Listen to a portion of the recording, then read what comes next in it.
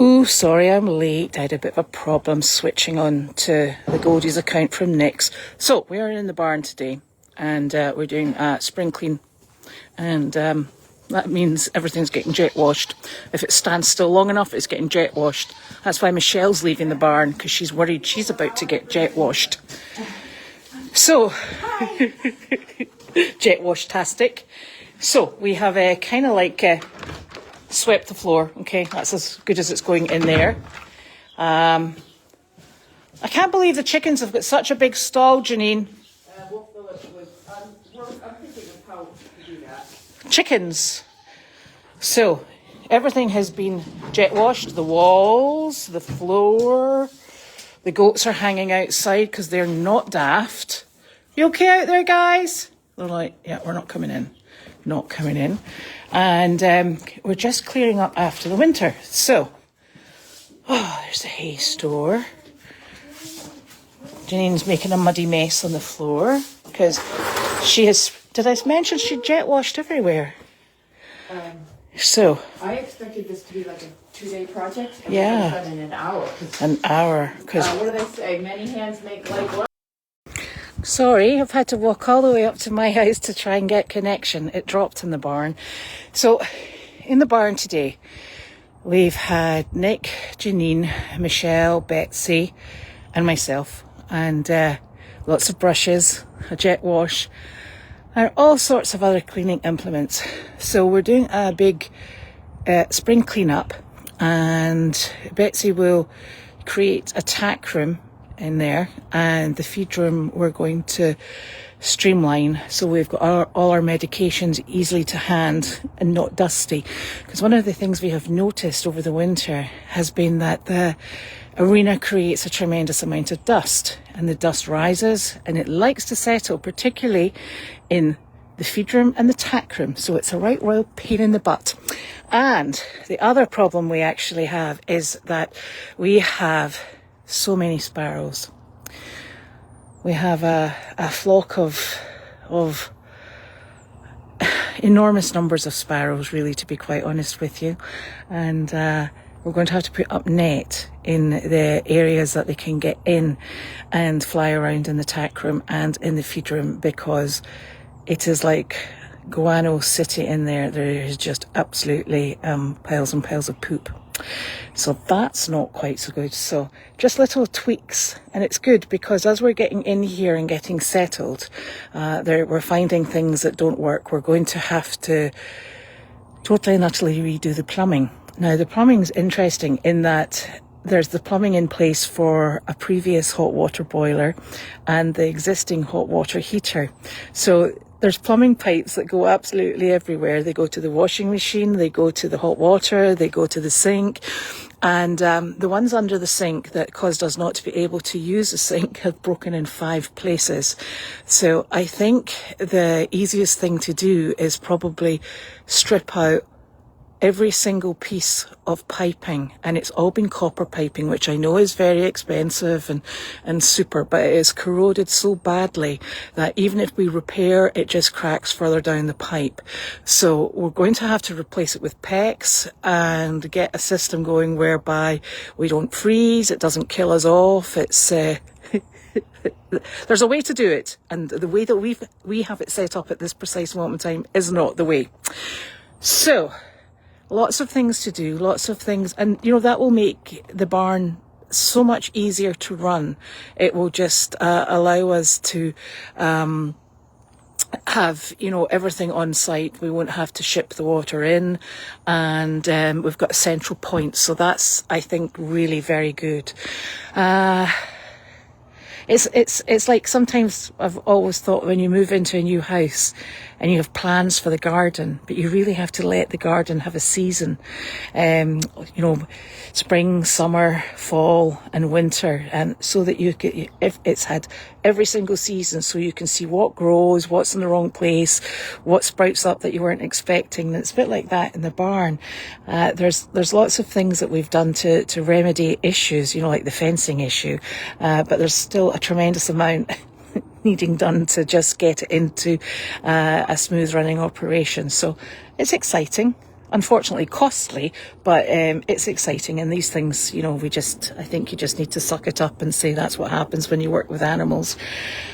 So there we have that.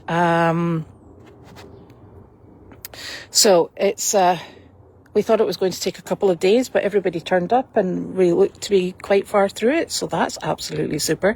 Lots of bits and pieces, you know, since Janine's come back that we've come off our holding patterns. So we're able to get a handle on bits and pieces of fencing that we're going to have to replace.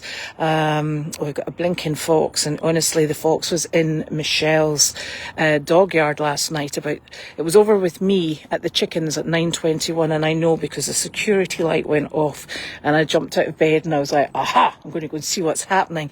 By the time I got there, I think it had gone over to Michelle's, and her security light went off, and so she went out to see what was happening with the puppy.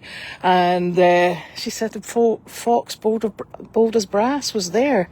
So these are things that are not very welcome. We do share our home with the wild animals, which is lovely, and we do appreciate them.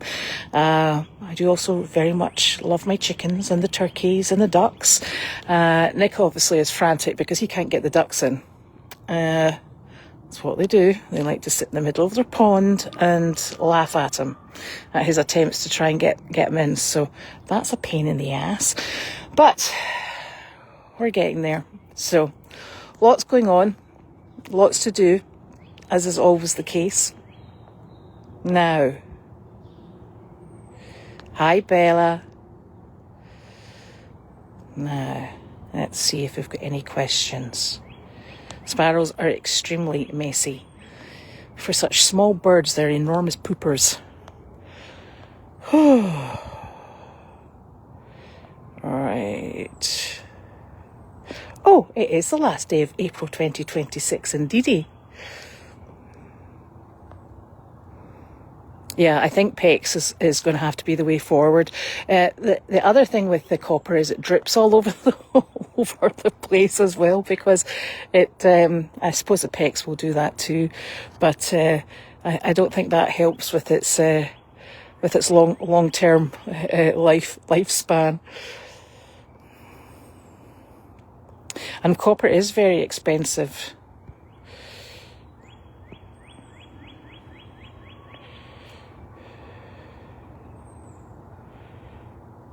Oh, and Joe, thank you very much, Joe. And I have to remind everybody, if it's possible, to please buy bricks. Oh my goodness, Bella. Oh, it is Thursday. Oh, I'm so sorry. I was stuck on Tuesday. Oh, I hope that surgery went well. You're obviously very good at springing back after surgery. Yes, I don't know. Well, you see, the problem with the fox is I'm presuming it's a vixen and she's got cubs at the moment. So we don't really want to, remove her because it would probably cause the cubs to die. So we're trying to do our best to coexist and keep everybody safe and happy. I have seen Percy once. I haven't really seen him since. I'll get in there once everything's calmed down.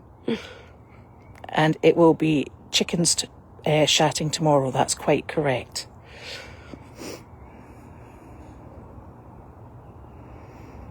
I will leave that to Bella to answer as to how she's doing. Now, oh, thank you for that. And there's Carol. Carol, I have not been out on a job all week, so I didn't contact you. Right, so, oh, here's Bella. What did she say? She's doing well. Fully weight-bearing from hip surgery and today's surgery. Gosh, you're getting a bit of an expert. Percy, I'm sure, is a very cute. I'm listening to somebody, it's either Nick or an animal bashing. No, it's a goat bashing the fence. That's never good.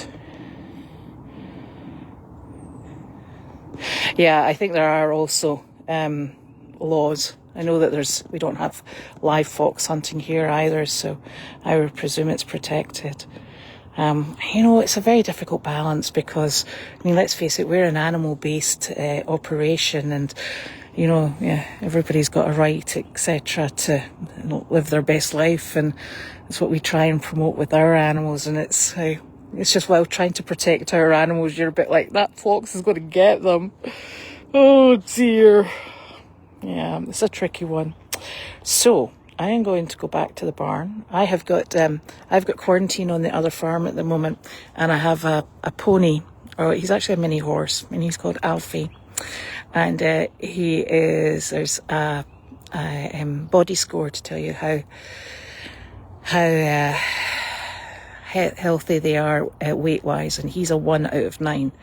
So he is desperately underweight. I also have, this is the first time I've ever had this in, and she's an Appaloosa mule. So she's actually a very small mule. She's much bigger than Enzo Ferrari, who's a mini mule, but this one is about, what did they say in her forms? I think it's 14.2. So this, and she's super friendly and really very lovely. But my goodness, the little pony, or the mini horse that came in, he was super friendly, very affectionate, and then I had to I take his temperature morning and night time, and I'm afraid to say it's a sticking a thermometer up the bottom job. So now he looks at me and he runs away as fast as his little legs can carry him, and my gosh, is an enormous paddock. So there's been some times I've not been able to take his temperature because I just can't catch him. So from going from when he came in, he was a super affectionate little soul. He is now absolutely appalled every time he sees me. So I'm the crazy woman running around a very big paddock with a thermometer and a sterilising wipe in my hands. Honestly, it's like the wacky races. Never mind, such is life. We shall get there. So thank you so very much for joining me, and I think I got all the questions. Yeah, and I'll be back next week. So chicken chatting will be tomorrow, and I presume that will be with Justin and I would think Carleen. So thank you so very much for joining me, and I will see you again. Bye bye.